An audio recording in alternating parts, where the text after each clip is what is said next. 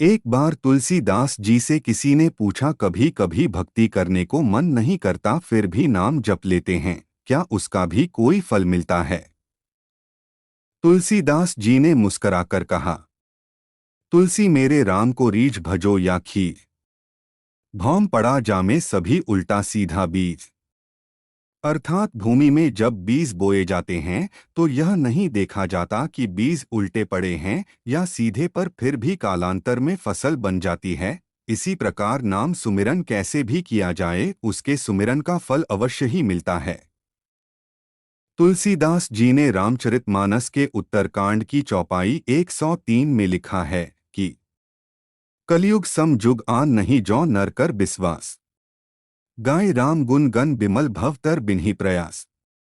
काकभूषुंडी जी राम नाम की और कलयुग की महिमा गरुण जी को बताते हुए कहते हैं कि यदि मनुष्य विश्वास करे तो कलयुग के समान दूसरा कोई युग नहीं है, क्योंकि इस युग में श्री राम के निर्मल गुणों को गाकर ही मनुष्य बिना किसी विशेष प्रयास के संसार रूपी भवसागर से पार हो जाता है।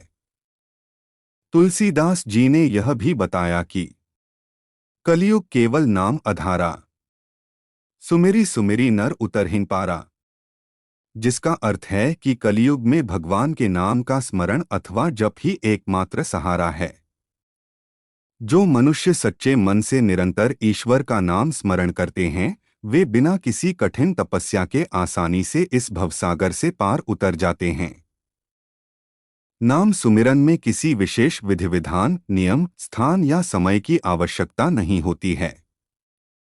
इसे कोई भी व्यक्ति किसी भी अवस्था में कर सकता है।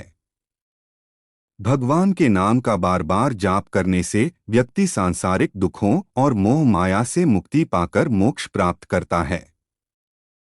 यह चौपाई अपने इष्ट भगवान के प्रति पूर्ण समर्पण और भरोसे को दर्शाती है, जो कि कलयुग में भगवान की कृपा पाने का सबसे उत्तम मार्ग है।